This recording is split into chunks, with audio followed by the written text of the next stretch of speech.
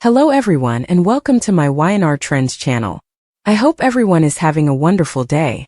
Before we begin, please hit the subscribe button and give this video a thumbs up.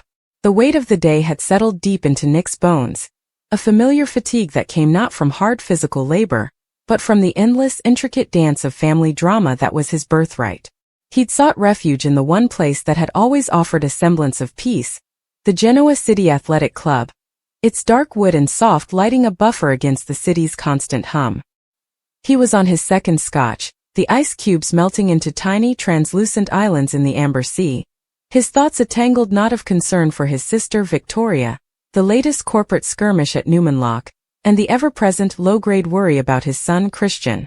It was in this state of distracted contemplation that he first saw them, and the sight was so mundane, so utterly normal, that his brain initially refused to process the significance of it. Through the arched doorway leading to the lobby, he saw Phyllis, a flash of vibrant red hair and a confident smile, and beside her Kane Ashby. They weren't doing anything overtly suspicious. They were just walking close, their shoulders almost touching, engaged in a conversation that seemed, even from a distance, intensely private. Kane leaned in to say something and Phyllis's laughter, that distinctive, throaty sound that Nick knew as well as his own voice, floated across the room. It wasn't her business laugh nor her social one. It was the laugh she reserved for moments of genuine, unguarded amusement. Nick felt a strange, cold trickle of unease, a sensation entirely separate from the warmth of the scotch. It was probably nothing, he told himself. Phyllis knew Kane. Everyone in their insular world knew everyone. They could be discussing a business matter, perhaps something to do with the hotel or one of Phyllis's many, often volatile ventures. But the way Kane's hand had hovered near the small of her back as they moved out of sight, a gesture of casual intimacy, of possession, stuck in Nick's mind like a burr. He dismissed it forcefully, taking a long swallow of his drink. He and Phyllis were history, a turbulent, passionate, and ultimately destructive history that had been reignited and extinguished more times than he could count. What she did, and who she did it with, was none of his business. He had no claim on her, and she had none on him. That was the agreement, the only way they could both move forward and coexist for the sake of their family. Yet the image persisted, playing on a loop in his mind's eye throughout the rest of the evening and into a restless night. The following days did little to assuage the nascent suspicion. It was a collection of minor details, each insignificant on its own, but together they began to form a pattern that his subconscious, if not his conscious mind, was starting to recognize. He overheard a fragment of a phone conversation Phyllis was having in Crimson Lights, her voice a hushed, urgent whisper. "I know it's complicated, but tonight after 9 your place?" She'd turned, seen him, and the shift in her demeanor was instantaneous. A mask of breezy nonchalance sliding into place so quickly it was almost comical. "Nick, I didn't see you there. Just finalizing some hotel logistics." He'd nodded, accepting the explanation at face value, but the memory of her startled eyes, the faint flush on her cheeks, lingered. Another time, he ran into Kane at the Grand Phoenix, and Kane, usually so smooth and composed, seemed momentarily flustered, offering a convoluted reason for his presence that involved checking on the quality of their imported linens. Nick had just raised an eyebrow, saying nothing, but the pieces were slowly, inexorably, clicking into place. He found himself noticing their absences, the way Phyllis would be evasive about her evening plans, or how Kane would suddenly become unavailable for a business meeting with a vague excuse about a personal matter. It was the ghost of his own past infidelities, the secretive phone calls, the invented alibis, now being performed by two people he knew intimately, and the irony was a bitter pill to swallow. He tried to talk himself out of it, to attribute it to his own jaded history with trust and betrayal. He was seeing shadows where there were none, projecting his own past sins onto a perfectly innocent friendship. But the feeling in his gut, that old primal instinct, refused to be silenced. It was a hum of wrongness, a dissonant chord in the soundtrack of their lives. The catalyst, the moment the vague suspicions crystallized into a cold, hard certainty, came on a Tuesday evening. He had promised to drop off some of Christian's forgotten school projects at the Grand Phoenix. Phyllis had said she would be in her office, finishing up paperwork, and had left a key at the front desk for him. Letting himself into the quiet, opulent suite, He was struck by the stillness. The paperwork was indeed spread across her desk, a pen lying atop an unfinished invoice. But it was the small, forgotten mobile phone charging on the side table that caught his eye. It wasn't her primary phone. It was a cheaper, older model, the kind one might use as a burner. A cold dread, sharp and immediate, began to spread through his chest. He knew this playbook. He had written chapters of it himself. His hand hovered over the device, a war raging within him between the man who respected privacy and the man who had been lied to one too many times. With a muttered curse at the entire situation, he picked it up. The screen lit up, demanding a passcode. He tried a few obvious combinations, her birthday, Summer's birthday, with no luck. On a grim, desperate hunch, he typed in the date of the first time they had ever gotten back together. A moment he knew was seared into her memory as indelibly as it was in his. The screen unlocked. The simplicity of it, the sheer brutal irony, felt like a physical blow. The phone contained almost nothing. No apps, few contacts. But the messages told the whole sordid story. The thread with a contact saved simply as C was a roadmap of a clandestine affair, spanning weeks if not months. There were longing messages, passionate declarations, and carefully crafted plans for their secret rendezvous. "I can't stop thinking about last night," read one from Kane.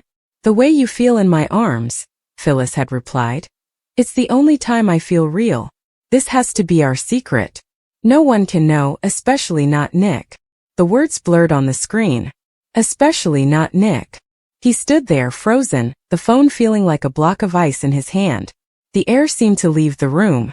All the little clues, the glances, the whispers, the excuses, they all slammed together into this one undeniable truth. Phyllis and Kane. Kane and Phyllis.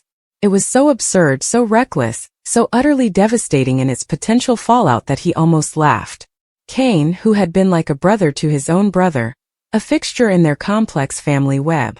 And Phyllis, his Phyllis, the woman he had loved and warred with across decades, the mother of his child, was lying to him, sneaking around with a man whose life was already a tangled mess of its own secrets and deceptions. The betrayal was a multi-layered thing. It was personal, a sting to his pride and his heart, a reminder that the fires of their past were truly, finally ash. But more than that, it was a profound fear for the devastating shockwave this would send through their entire world. The initial, white-hot rage was a familiar sensation, a storm he had weathered many times before, usually with Phyllis at its center. He wanted to confront her immediately, to storm through the hotel, find her, and unleash the torrent of fury and hurt that was boiling inside him. He could picture the scene with vivid, painful clarity, the accusations, the denials, the eventual tear-streaked admission. But something held him back, a colder, more calculating part of his nature that had been honed by a lifetime in the Newman family. He slowly placed the phone back on the charger, exactly as he had found it. He took a deep, shuddering breath, forcing the chaotic emotions down, locking them away in a deep, dark corner of his mind. This wasn't just about him and Phyllis. This was about Lily, Kane's wife, a woman Nick respected and cared for, who was already navigating the treacherous waters of their business merger. This was about their children, about the fragile alliances that held their companies and their families together. A public, explosive confrontation would be like throwing a lit match into a room full of gasoline. The fallout would be catastrophic, indiscriminate, and would burn everyone in its path. He had to be smarter than his anger. He had to be a Newman. He left the suite, the silence now feeling accusatory, and walked out into the Genoa city night, the cool air doing little to soothe the feverish heat of his thoughts. For the next several days he became a ghost in his own life, moving through his duties at work, his interactions with his family, all while carrying this crushing secret inside him. He watched them now with new, knowing eyes.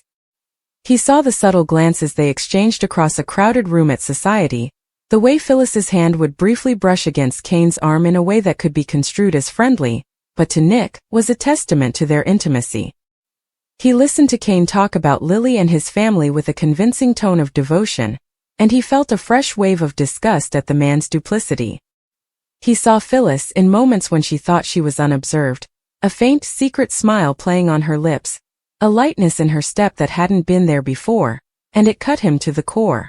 He was living in a twisted reality, a play where he was the only audience member who knew the true plot, forced to watch the actors perform their roles of innocence and normalcy, all the while screaming on the inside. The tension became a physical presence, a third entity in every room he shared with Phyllis. He found himself testing her, dropping subtle, seemingly innocent comments to see if she would slip up. "Saw Kane at the club the other day," he mentioned casually over coffee one morning. "He seemed preoccupied. Everything okay with him and Lily?" He watched her closely, saw the almost imperceptible tightening around her eyes, the slight hesitation before she took a sip of her juice. "How would I know?" she'd replied, her voice a little too bright. "I'm not exactly Kane Ashby's confidant." The lie was so smooth, so effortless that it took his breath away. It was in these moments that the hurt eclipsed the anger. This wasn't the Phyllis he had fought the world for, the woman whose fierce, often misguided, loyalty had once been reserved for him and their children. This was a strategist, a master manipulator, carefully guarding her secret life. He started drinking more, seeking the numbing embrace of scotch to quiet the roaring in his mind. His work suffered. He was short-tempered with his colleagues, distant with his family. Victoria commented on it, her sharp eyes missing nothing.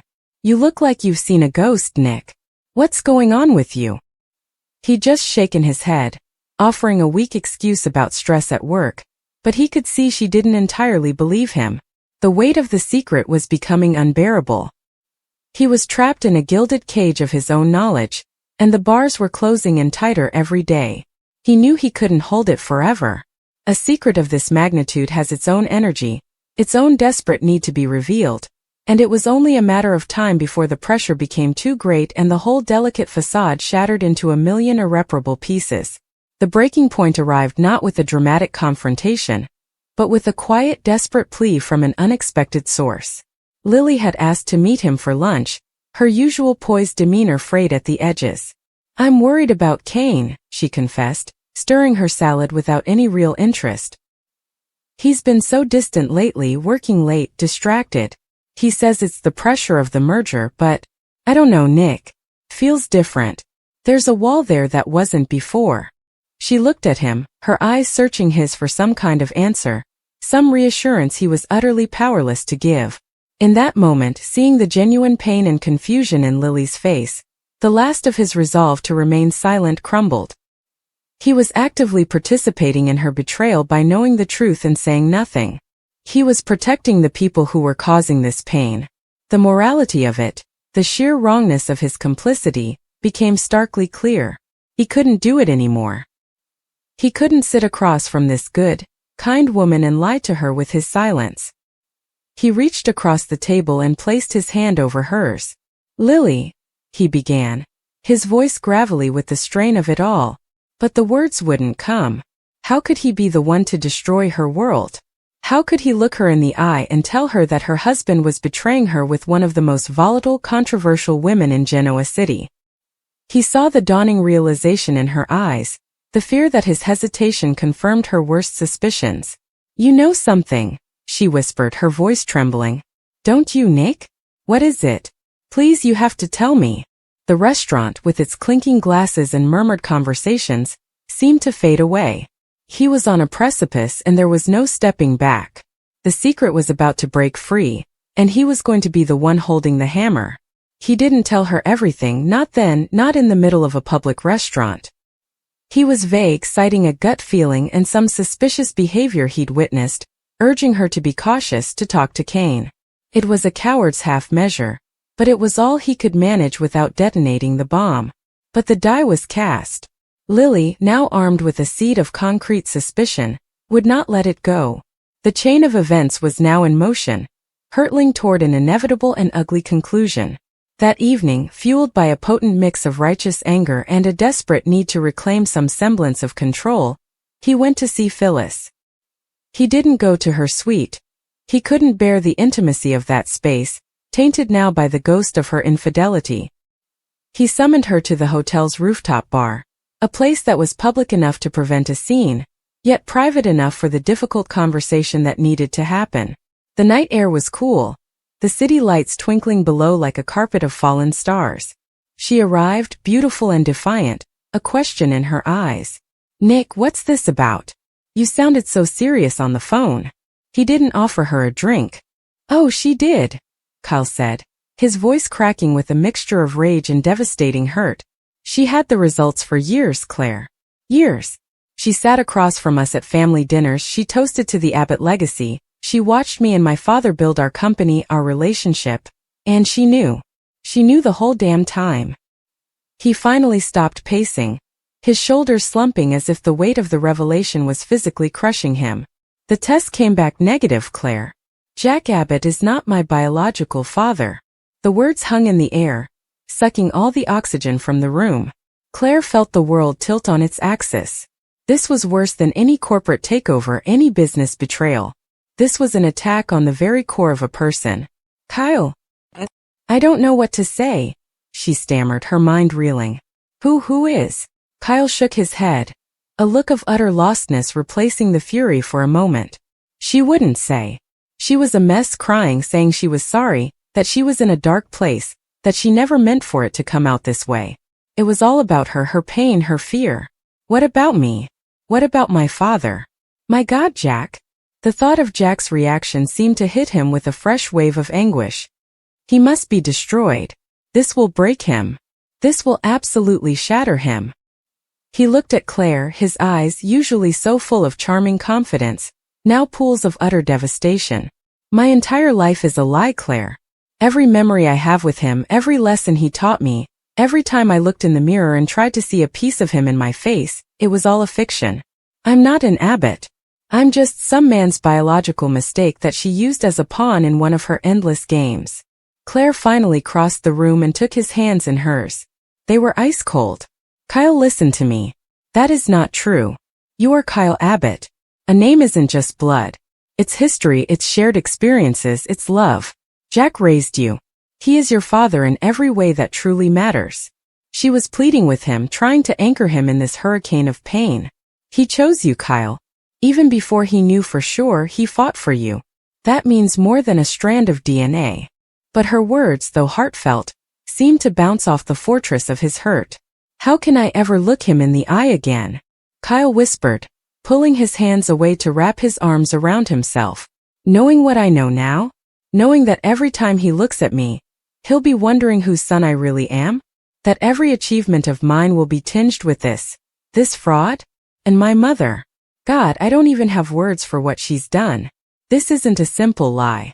This is a lifetime of deception. She built my identity on a secret she controlled. I will never, ever be able to forgive her for this.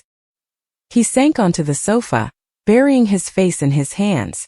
The confident, ambitious COO of Jabot was gone, replaced by a lost little boy who had just discovered his entire world was a carefully constructed illusion. Claire sat beside him, a silent, steady presence, her mind racing with the implications. This wasn't just a family secret. It was a bomb that had just been detonated in the heart of two of the city's most powerful families, and the shockwaves would be felt for years to come. She thought of the fragile peace she had found with the Newmans, and a cold dread settled in her stomach. If a family as seemingly solid as the Abbotts could be fractured so deeply, what did that mean for everyone else? Back in the Jabot office, the silence had stretched into something agonizing. Jack had not moved from his chair. He continued to stare at the piece of paper, now lying face down as if he could no longer bear the sight of it. Diane remained standing, her tears dried into salty tracks on her pale cheeks, waiting for a verdict, a sentence, anything to break the unbearable quiet. Who is it? Jack's voice was rough, scraped raw from the effort of containing his emotions. If I'm not the father, who is? It has to be Tucker McCall, doesn't it? That was the other possibility all those years ago. Diane nodded miserably. The test, the parameters, yes, it would have to be Tucker. A fresh wave of nausea washed over Jack. Tucker McCall, his longtime rival, a man of shifting allegiances and a moral compass that pointed only toward his own interest. The thought of Tucker's DNA running through Kyle's veins, the son he had cherished as his own, was a visceral, sickening blow. Get out, Diane, Jack said, his voice low and terrifyingly steady. She flinched as if he'd struck her. Jack, please, let's talk about this. Let me. There is nothing to say, he interrupted, finally lifting his gaze to meet hers. The love that had been there just half an hour before was gone, replaced by a cold, distant frost. Every word out of your mouth from this moment forward will be filtered through this lie. I will never know if you're telling me the truth ever again. I cannot look at you right now. Get out of my office. Get out of my sight. The finality in his tone was absolute.